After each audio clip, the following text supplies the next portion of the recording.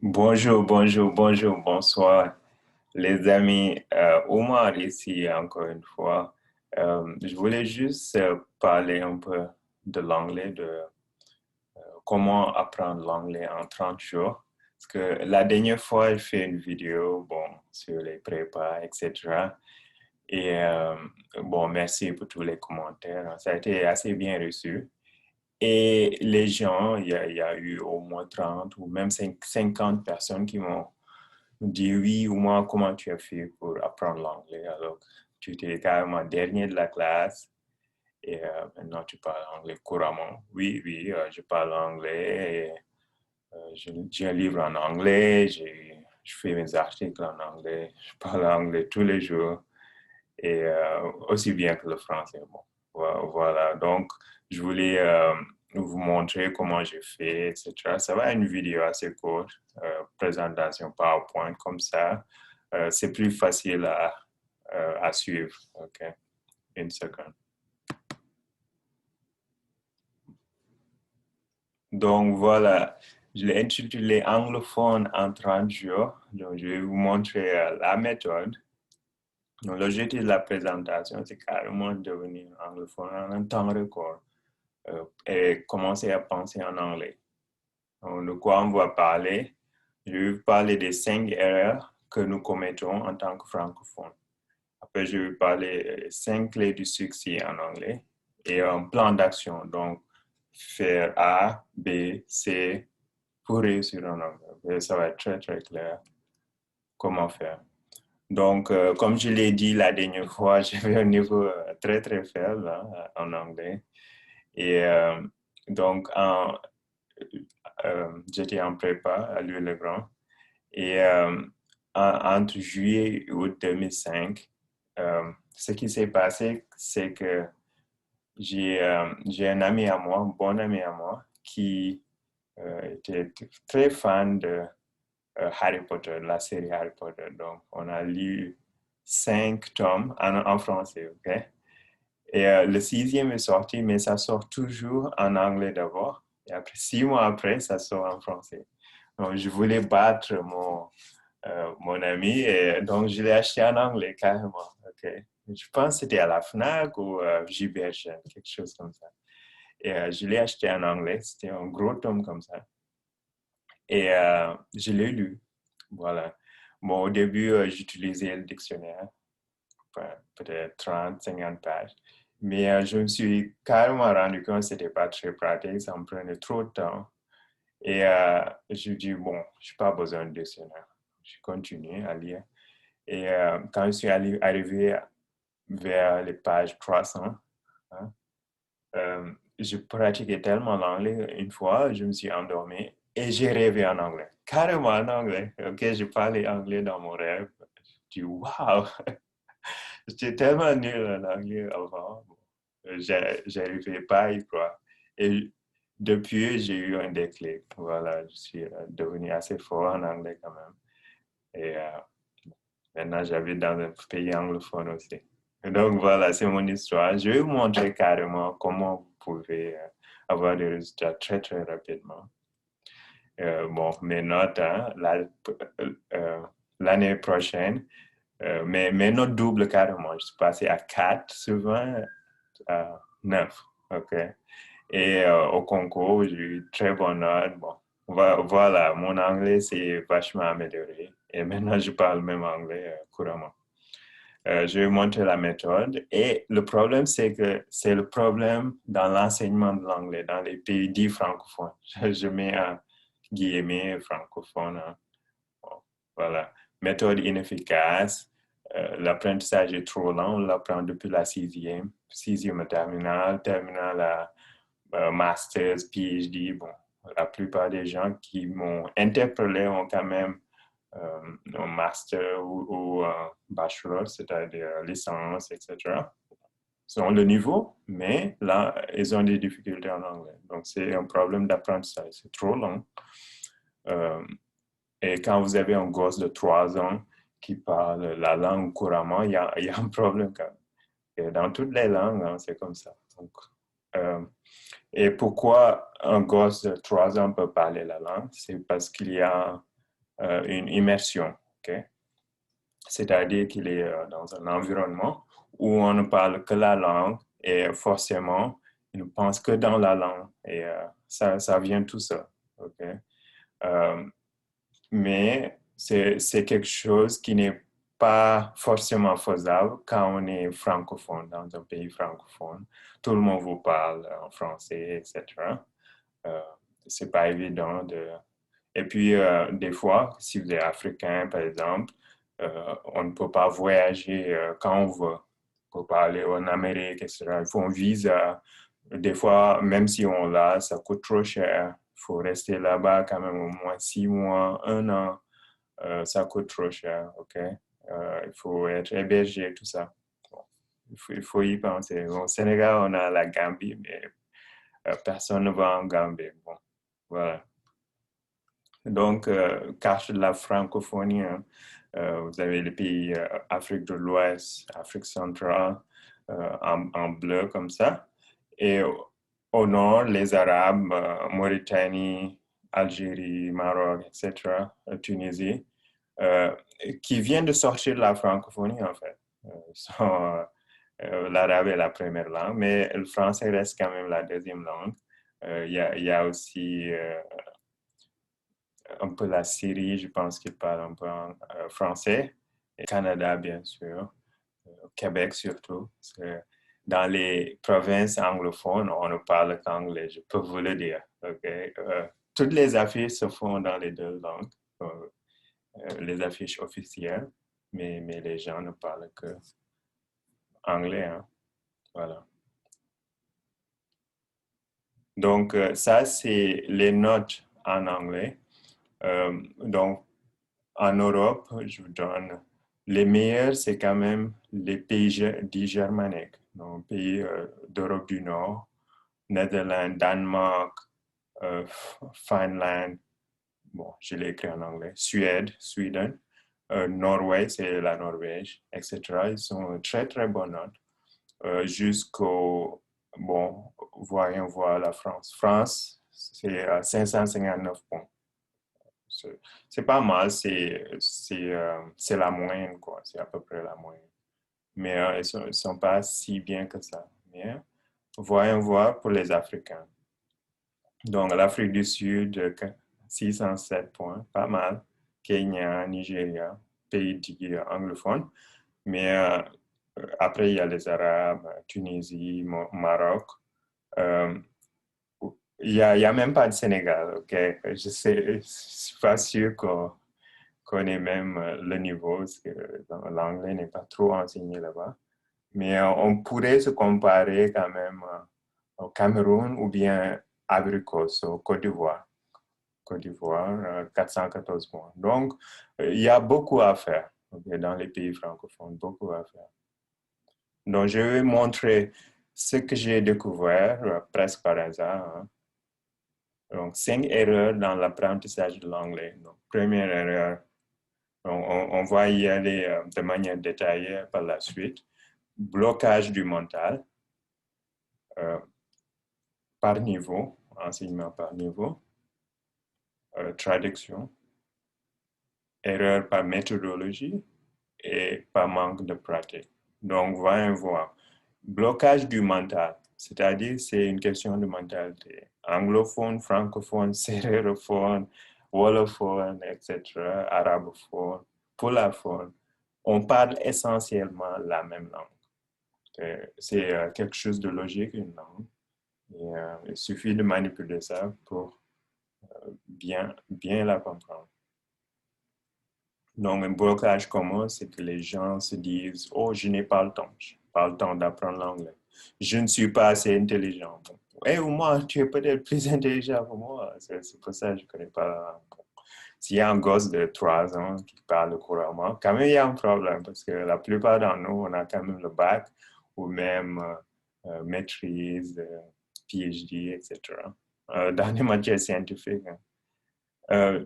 Ou bien on se dit, je vais le faire la prochaine fois. Bon, on va voir. C'est pour ça que je veux que les gens apprennent ça très, très rapidement, en 30 jours. Donc, par niveau. C'est que l'enseignement se fait par niveau.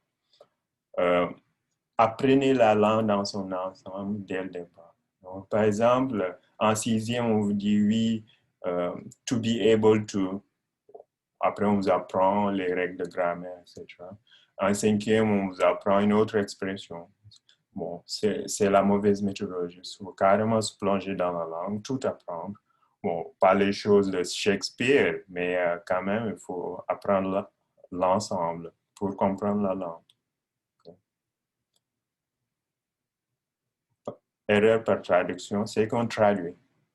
On dit oui, to be able to, c'est pouvoir. Donc, à chaque fois que vous voyez cette expression, vous allez traduire. Ou bien, disons, euh, Fatima is going to school.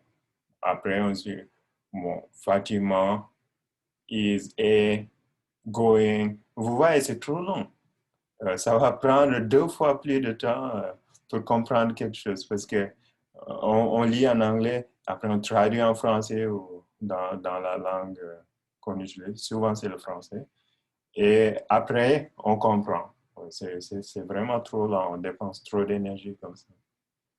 Donc, ne pas traduire. Il faut vraiment se plonger dans la langue. Chaque langue a une logique. Donc, même si vous allez dans la rue, au Sénégal, par exemple, c'est le Wolof. On ne m'a jamais appris à traduire en Wolof. Je connais juste les mots. Voilà. Juste en jouant dans la rue, etc. Bon, quand même, c'est pas si compliqué que ça. Donc, l'anglais, c'est la même chose. Et il faut lire sans dictionnaire parce que le dictionnaire, quand même, c'est une question de traduction. On traduit tout le temps. Donc, on perd du temps. Voilà. Donc, quatrième erreur, erreur par méthodologie. Ne perdons pas de temps avec la grammaire ou la conjugaison. C'est des choses un peu plus avancées. Il faut les connaître quand on commence à écrire des textes sérieux, etc. Mais au début, pas besoin. Il faut juste communiquer dans la langue. C'est comme ça marche. Encore une fois, un gosse de 3 ans ne connaît pas la conjugaison, mais ils savent parler la langue. Okay? Erreur par manque de pratique. Donc, ça c'est scientifique. Hein? Il faut à peu près 10 000 heures pour maîtriser un sujet. Bon, je ne vous demande pas de maîtriser l'anglais, je vous demande 500 heures, à peu près 500 heures. Vous lisez des livres, etc. Je vais vous donner ce qu'il faut faire. Et comme ça, vous allez quand même, non pas maîtriser, mais faire un bond en avant, un grand bond en avant. Un plan d'action. L'objectif, c'est de changer votre système d'exploitation mentale du français à anglais. Okay? Et commencer à rêver et à penser en anglais. Donc, comme je l'ai dit, quand j'ai lu Harry Potter jusqu'à la page à peu près 300, un jour, j'ai commencé à rêver en anglais et là, c'est là que j'ai eu le déclic. Tout était plus facile après. Donc, vraiment, c'est une question d'habitude. Voilà. Donc, qu'est-ce qu'il faut faire? Je vais vous donner 5 étapes à faire dès aujourd'hui. Donc, première étape, acheter 1 ou 2 livres de fiction en anglais. Bon, moi c'était Harry Potter, mais si ça ne vous intéresse pas, il y a des très bons livres comme The Alchemist, L'Alchimiste, Da Vinci Code, etc. Ça peut être un roman de la romance, bon, amour, etc., si c'est ça qui vous intéresse. Mais prenez quelque chose qui vous passionne vraiment, mais qui contient beaucoup de descriptions. Donc, qui a un vocabulaire vraiment riche, parce que Harry Potter, c'était quand même très, très riche. Il y a des châteaux, bon, il y a des boules magiques, etc., des bâtons, des sortilèges. Il y a un peu de tout. Il y a des sentiments, etc. Bon, prenez des livres qui ont beaucoup de descriptions comme ça, et ça va améliorer votre vocabulaire. Donc, deuxième point, donc sur 5. Deuxième point, changer du français à l'anglais, le téléphone et l'ordinateur. Alors là, c'est clé. Okay? Et vous pouvez le faire dès aujourd'hui. Vous voyez mon téléphone, il est en anglais. Voilà. Même la date et tout, tout est en anglais. OK? Et quand je vais sur Facebook, tout est en anglais. Ça vous conditionne à tout lire en anglais. Voilà. Euh, Changer l'ordinateur. Donc, au lieu de cliquer, si vous êtes sur Windows, au lieu de cliquer sur démarrer, ça va être Start. Okay?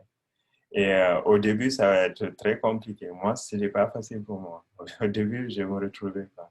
Mais après une semaine, 2 semaines, j'étais complètement à l'aise. Voilà, c'est un bon affaire, mais il faut faire l'investissement. Au téléphone, même chose. Troisième point, regardez les infos et les films en anglais. Bon, si vous voyez euh, France 24 chaque soir pour voir les infos, etc., changez ça. Mettez CNN. Voilà. CNN, CNBC, il y a beaucoup de chaînes comme ça. Vous voyez des choses sur YouTube, des blagues, etc. Mais mettez-les en anglais. Okay? Faites des recherches. Voilà. Vous développez cette habitude de l'anglais. C'est comme ça que vous allez devenir anglophone. Voyez vos films en anglais. Okay? Il y a des films gratuits sur YouTube, euh, Netflix, etc. C'est faisable. Faites-le cette semaine. Donc, ça, c'est répétition du premier point, mais là, je parle de la traduction. Donc, achetez les livres en anglais, mais aussi, au tout début, utilisez un dictionnaire parce que dans chaque livre, il y a des mots qui se répètent quand même. Donc, il faut connaître ces mots-là. Sinon, ça va être un blocage. S'il y a un mot qui se répète 10, 20 fois, quand même, il faut connaître la définition. Bon, voilà, prenez un dictionnaire. Mais sinon, n'utilisez pas le dictionnaire pour le reste. Mais même si vous ne comprenez pas tout, ça va venir à force de lire. Et cinquième élément du succès, euh, imitez un acteur ou un journaliste. Bon, par exemple, vous voyez un film, Clint Eastwood, cowboy, etc. Il dit quelque chose en anglais. Bon, au début, c'est compliqué. C'est vous ne comprenez pas.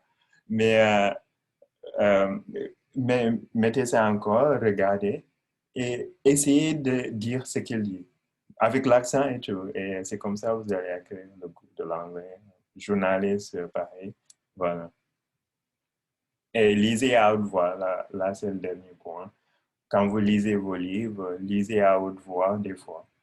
Euh, Ça peut aider parce que vous allez entendre ce que vous dites. Donc, vous travaillez deux fois plus fort. Donc, suivez ces 5 étapes et évitez les 5 pièges pour réussir votre transition. Je vais finir par une histoire, comment j'ai appris à nager. Hein. Bon, au Sénégal, j'ai nagé par brasse. Donc, brasse, c'est comme ça. C'est assez lent, mais c'est pratique. Et je voulais apprendre à nager, vraiment. Donc, à Nice, sud de la France, je me suis inscrit dans un gym. C'est un truc universitaire. Il y avait une piscine, une vraie piscine. Et la demoiselle était championne de natation, quelque chose comme ça. C'était très, très fort. Et elle commence à m'apprendre à nager. Donc, il fallait mettre bouée. Ça prenait beaucoup de temps. Et il y avait un autre gentleman, qui s'appelle Xavier, je me rappelle du nom, Xavier. Il me dit, hey, hey, viens ici, je vais te montrer comment on a. Elle dit à la dame, non, non, c'est pas la peine. Euh, je vais le prendre. Donc, il m'enlève le bouet et tout. Elle me dit, oui, plonge. Je plonge. Je commence à faire la brasse. Il me dit, oui, maintenant tu fais comme ça, comme ça. J'ai bu tellement d'eau. Euh, j'ai fait toute la longueur. En, en une heure. En une heure, il m'avait appris la technique. OK? Je suis revenu la prochaine fois, etc. Mais je peux vous dire, en une semaine, je nageais presque parfaitement. Voilà. Pour vous dire qu'il ne faut pas le faire par étapes, il faut juste se plonger dans l'anglais. je vous dis ça. C'est comme ça marche. Il faut carrément changer votre téléphone, votre ordinateur, etc. Regarder les films en anglais, lire en anglais. C'est comme ça que ça marche. OK? Il faut juste se plonger. Voilà. Donc, c'était un plaisir. Et pour la suite, je voudrais avoir 50 à 100 inscrits sur ma liste pour voir si vous avez bénéficié de ce training. Mais vous pouvez même me mettre un message si je vais envoyer un email. Vous allez mettre votre email et votre nom. Bon, je vais vous répondre. Et vous pouvez me dire ce que vous avez pensé de ce training. Voilà.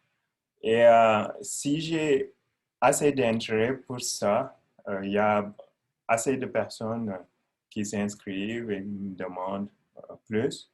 Bon, je vais carrément faire un cours payé. OK?